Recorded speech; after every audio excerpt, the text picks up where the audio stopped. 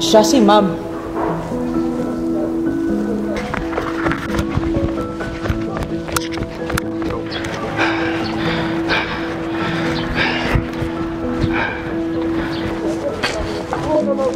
Strikta.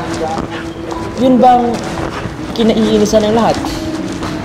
Masungit, vlog ni na kasi mangot. Pero hindi nila alam na sikreto pala si ma'am. Mr. Manalo, have you not been reprimanded? Our class starts at 7:30 a.m. Anong oras na ngayon, no? 8 na po, ma'am. Tignan mo nga yung uniforme mo. Baliktad! Gusot! Asan yung ID mo? Yung ano mo?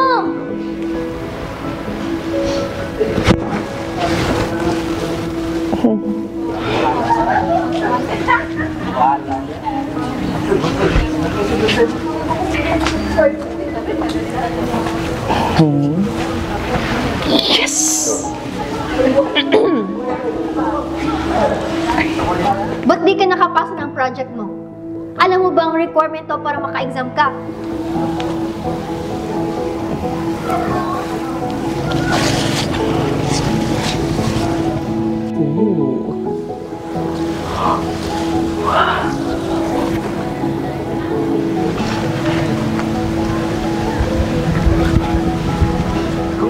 Mr. Manalo. Hi, ma'am. Alalahanin mo, 7:30 ang pasok bukas, ha? Tapusin mo na rin yung assignments at projects mo. O heto, baka di ka pa nananghalian.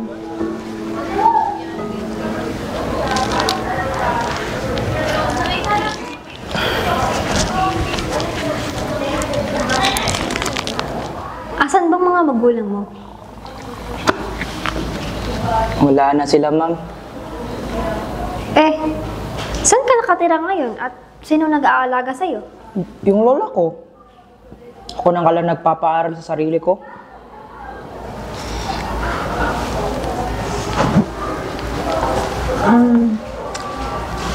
Alam mo, Mr. Manalo, dapat magsumikap ka. Gamitin mo yung mga talento mo. Alam ko namang magaling ka. Thank you, ma'am. Ikaw talaga. Si ma'am yung unang taong naniwala sa akin. Naniwala sa kakayahan ko. Na may pangarap ako.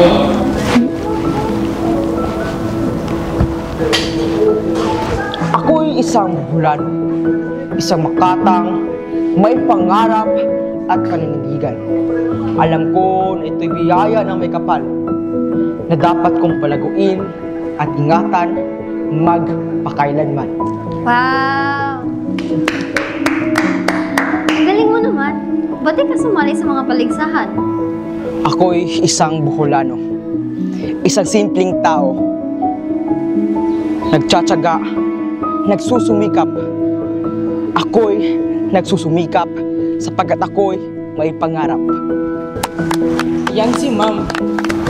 Sa likod ng kanyang masungit na mukha, na meron pala siyang ginintuang puso. Yun bang handa kang damayan sa lahat ng problema mo? Kaya nga, idol ko siya eh.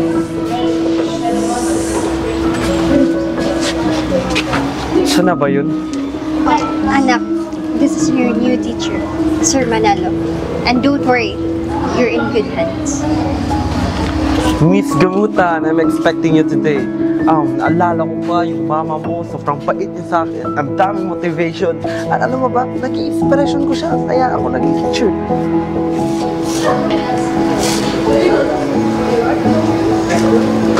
Tama ba? Ako si Mr.